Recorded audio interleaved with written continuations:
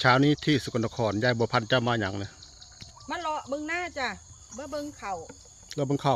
จังได้กัดทั้งเขียวกับมีเหลืองกับมีพ่อเกียวกับมีพี่น้อง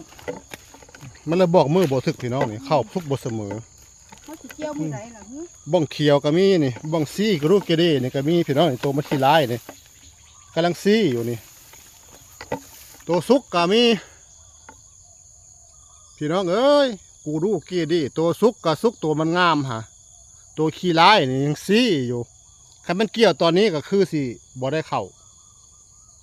อีกประมาณจัก10 กว่ามื้อพี่น้องเนาะประมาณจักครึ่งเดือนวันที่หยังมื้อนี้วันที่หยังมื้อนี้เนี่ยเด้อสิได้เปลี่ยนพันธุ์เผาอีกบ่ได้เปลี่ยนดอก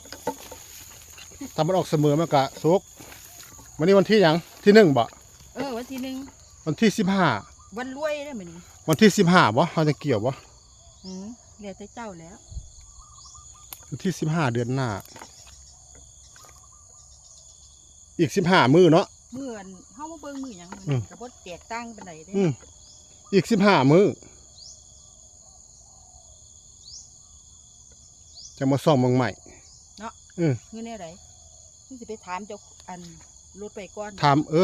บอกเขาว่าที่15ไปตาทันบ่ถ้าบ่ทันก็ได้ย้ายมื้อเขาว่าพุ่นแล้วกลางเดือนประมาณกลางเดือนมันงันห่วงอยู่ได้แม่นงันห่วงประมาณวันที่15ไปถามมือเจ้าของรถเขาก่อน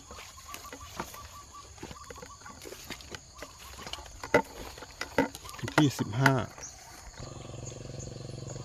รถมาแต่ไสโอ้ไปเดี๋ยวเลาะหน้าบ่มาเลาะบังเขา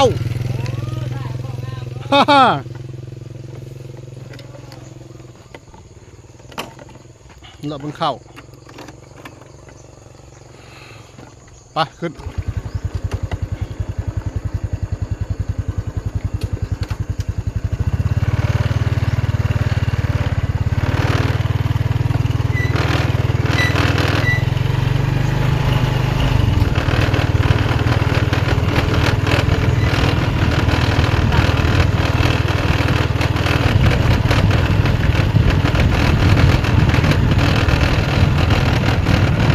น่าจะพ่ออยู่หรอกวันที่15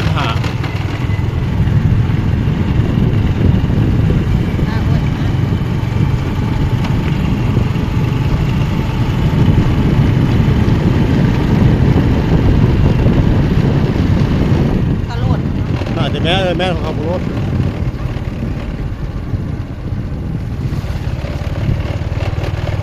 ปลูกอ้อย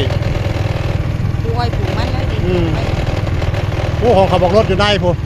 นี่ทางนอกเดี๋ยวของคนอื่นมากเลยคันเฮาบ่ลงคันเฮาลงทุนน้อยเฮาก็จะได้กำไรอยู่ซื้อปุ๋ยมาใส่เองเลยยอดเองเลยโอ้เขาบอกรถอยู่พี่เงินอยู่พี่เขาบ่ได้ปลูกทางหน้าเลยทางหน้าของเขาบ่ทางหน้าปุ๊หน้าสิแม่ของเขาทางหน้าหมู่เพิ่นมาปลุกเฮือนอยู่กลางป่าพี่น้องมาสร้างบ้านอยู่กลางป่าเพื่อความเงียบสงบเพื่อความบ่ยุ่งยากกับชาวบ้านชาวเมืองอยากร้องเพลงก็ร้องอยากห้องก็ห้องอยากให้ก็ให้อยากหัวก็หัวพี่น้องเอ้ย ก็เลยมาปลุกเฮือนอยู่กลางป่าเพื่อความสะดวกสบาย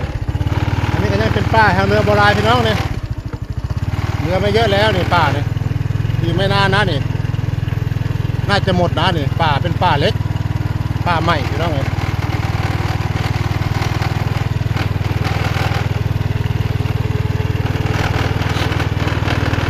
สมุนไพร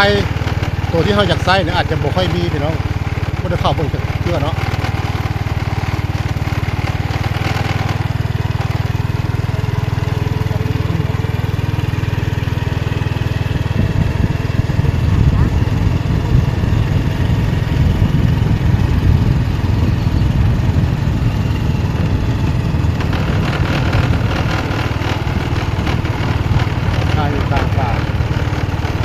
สมัยก่อนเนี่ยย่างมาบ่ฮอดได้พี่น้องเอ้ยเดี๋ยวมันตายหกลงทางสำลักเล็กๆไปใส่เนาะมันบูจืดพี่น้องเอ้ยตะกี้มันบ่มีเงินคนมีแต่ป่าเนาะลงหน้าลงหลัง ป้าคนป้านาหลงระบาดเลย